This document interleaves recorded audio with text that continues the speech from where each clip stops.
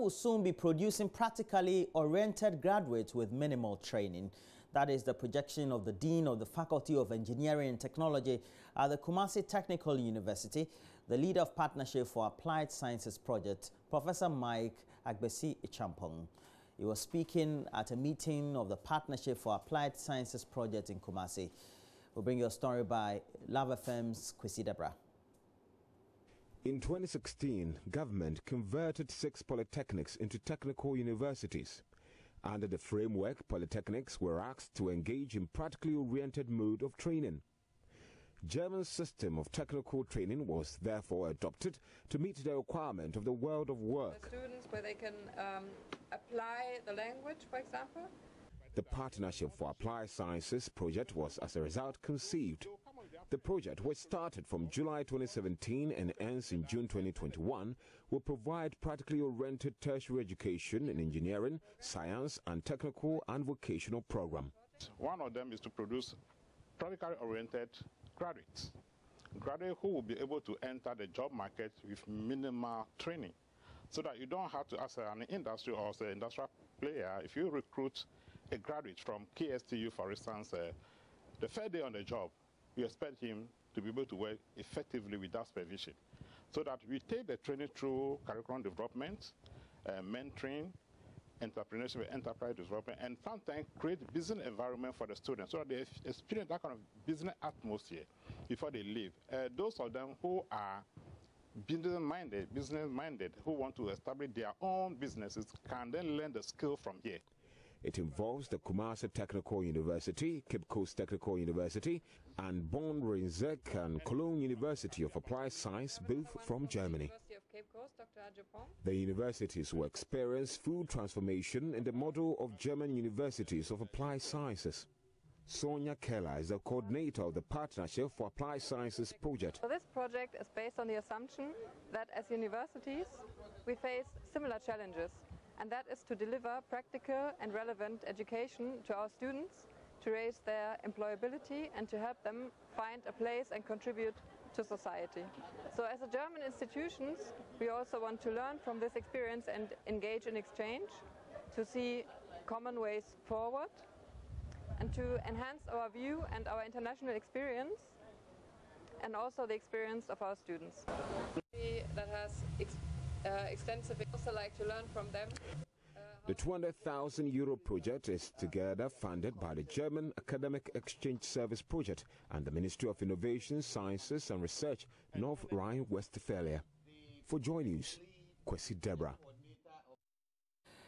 Wear and tear of books, especially those used by children, is commonplace. Their enthusiastic and sometimes rough reading style makes many books last below their span, and government, schools and parents are compelled as a result to replace them at a huge cost. There appears to be relief, though, as the Kwame Nkrumah University of Science and Technology moves into printing children's books with leather. Love FM's again, Kwesi Debra reports.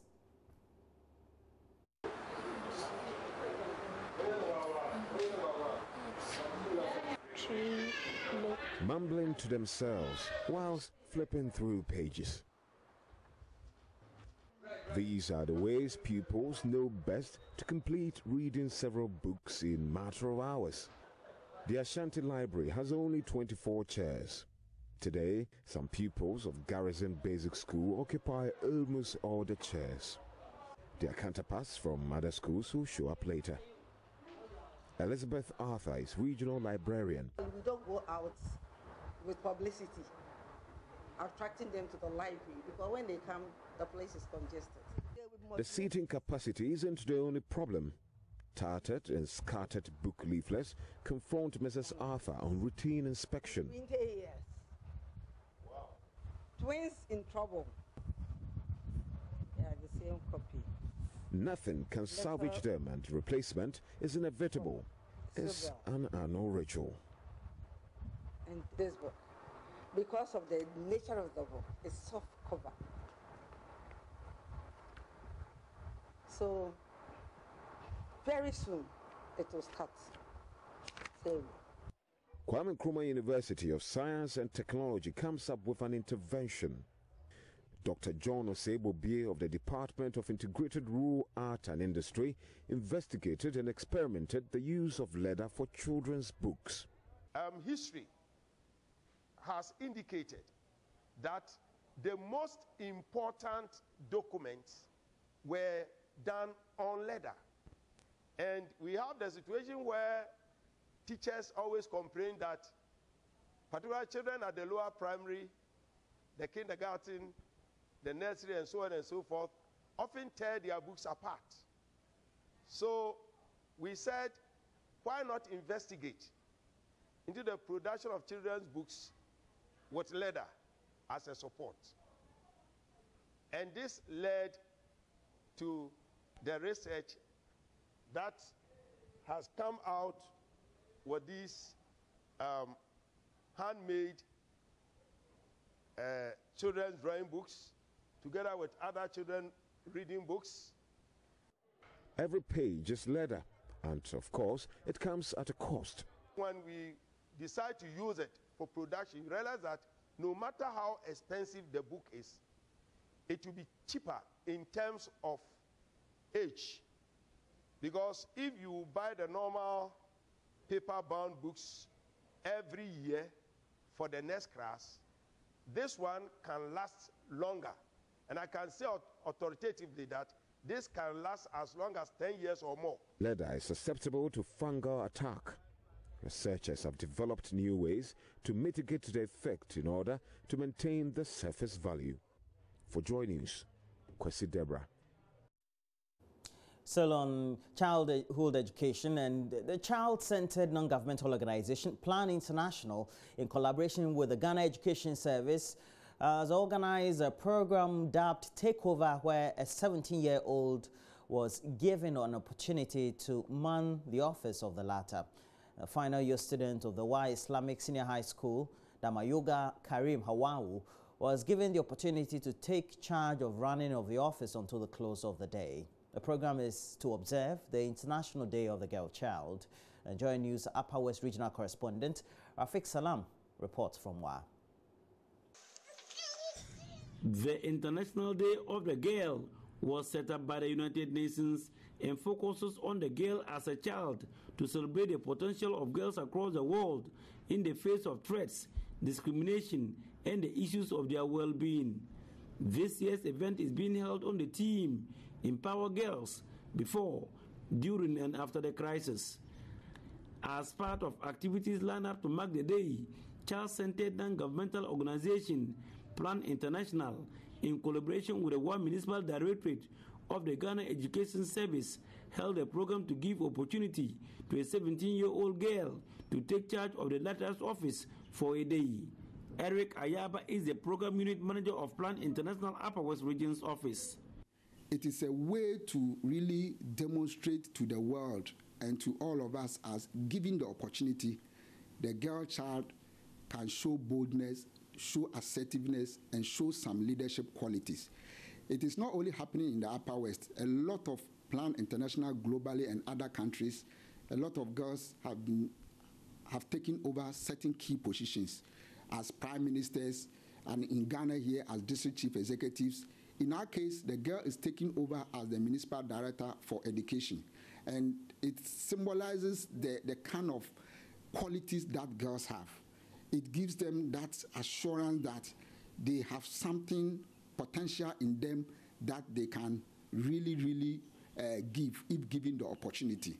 And then it also tells all of us as adults that we need to open up to children. We need to open up to girls. We need to give them the chance. We need to offer them the opportunity to be able to lead and then express themselves wherever they find themselves. One municipal director of the Ghana Education Service, Haji Fusata Hamidu, ceded her position to 17-year-old final year student of Y Islamic Senior High School, Domayuga Karim Hawawu, to take charge of the day's activities. So for today, the girl child is occupying my seat as the director of education. So she is the call center manageress and will run the administration of the office the whole day. So you have on my seat a girl who is trying to tell the whole world, given the chance they can learn, Given the chance, they can lead, and given the chance, they can thrive to all lengths. Domayuga quickly went through the mails on her decks before being conducted around the offices by Assistant Director of Education in charge of supervision, Sylvester Kula.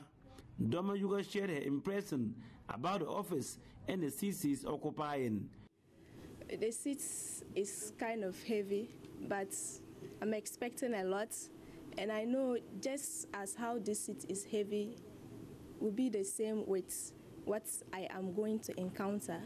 But I am going to try my best and make sure that, yes, I become a good leader. Reporting for JoyNews, Rafik Salam. Wow.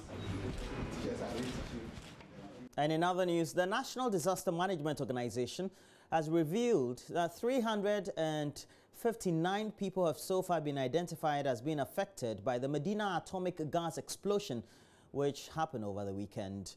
Well, they were identified after a two-day assessment of the damage caused by the explosion. The death toll remains at 7, with more than 130 others injured, 2 in critical condition. Shortly, we'll also hear from the NADMO management, but first listen to some victims who turned up at the scene of the disaster to be counted as part of the assessment. The reason why I'm here that the Saturday where the problem happened of the fire burning, so and the night I tried to come and watch, but it's too much of fire and many of things. So the morning time I come back to watch my farm around the Legon, my everything, my plantain, my potato, my seed, all burn. So I come to lodge the complaint to the police so that maybe it can help us to get what we can plan for this season small. My sister told me that her husband, Kwame Boache, was part of those who died at the atomic gas explosion and that I should come and inquire more about it. I did my own research and realized that indeed he's part of the 7 that died. I called his boss and he told me to come and make a complaint. So that's why I am here. We plead with the police to help us. I want all residents in Kumasi to know that Kwame Boache is indeed dead and his mortal remains lie at the 37 military hospital. And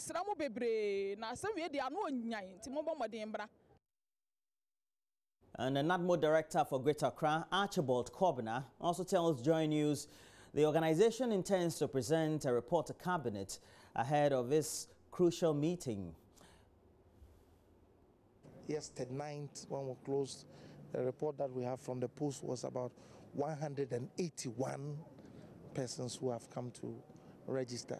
We also sent some of our teams into the various homes and the hostels around. That's Legon, the hostels in Legon, and then Presec. But even the Presec school, they've asked us to come again because there are some new developments. So I've sent the team to Presec so that we can have a more bird's eye view and make sure that we capture everybody as much as possible. We are also preparing our reports so that we can send to our national office for onwards transmission to the Apex Ministry. So we're doing all of that. I think the ones that came from the homes, about 178, right? Yeah, 178. 178 thereabout from the various homes. And then about 44 households have also been affected. We will send our reports in the national world. As you are aware, even His Excellency the President has called a cabinet meeting. I'm sure you're aware of that. So definitely whatever will be done, the government will let all of us know, and then we can take it from that point. But I can also assure you, from our point of our level, we will also be preparing ourselves, because psychologically we need to, those who have come to register, we're speaking to some of the doctors. We're going to see how to help people psychologically, because even the team we are working with here, because we've been around since Saturday till now. and even that, we can still feel the effects of the environment. And I think that it's imperative that we have some kind of a psychological thing, work done.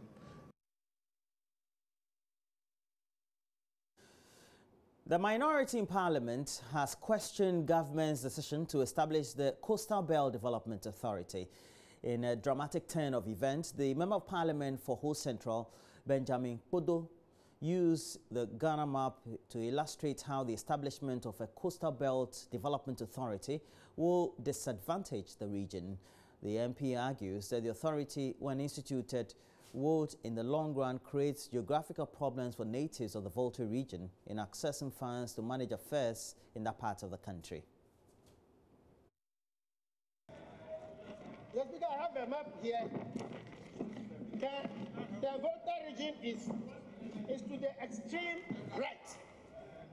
The MPs for Ho Central and Keta, who were vociferous about the bill on the floor Wednesday, have called on government to consider creating a Trans-Volta authority for the region.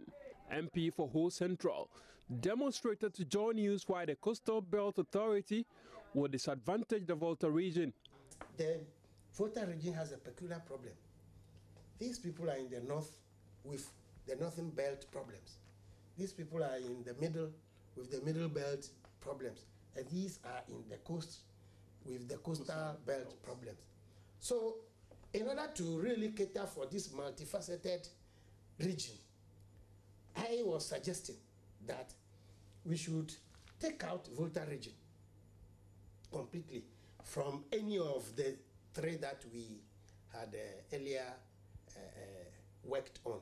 We should take out the Volta region and create a separate authority so that I can look at the peculiarities of the region. MP for Keta Richard Kwashiga also questioned the composition of the authority. The board shall be appointed. The governing body shall be appointed. The governing body of the authority is a board consisting of a chairman nominated by the president. And when you go down, it also says that 6 persons with professional expertise to be nominated by the president. And then it goes on 4.2 also says that the members of the board shall be appointed by the president in accordance with Article 70 of the Constitution.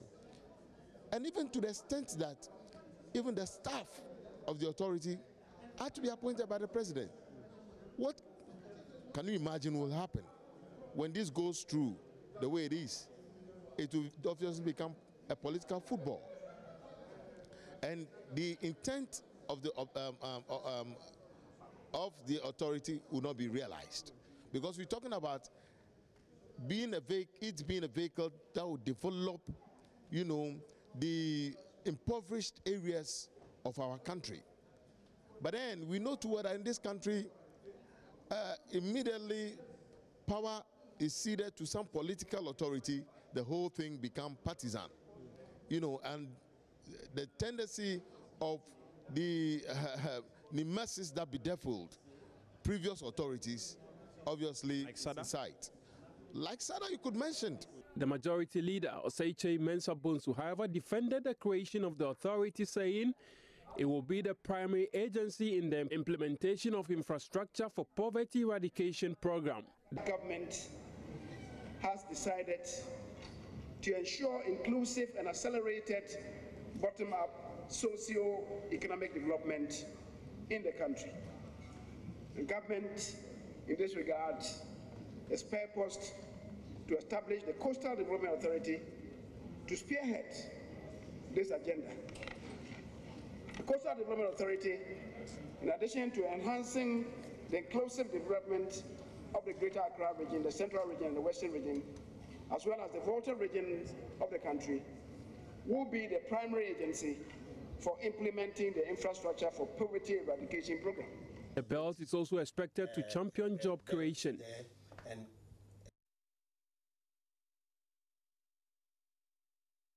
And that's it for the latest news headlines we have.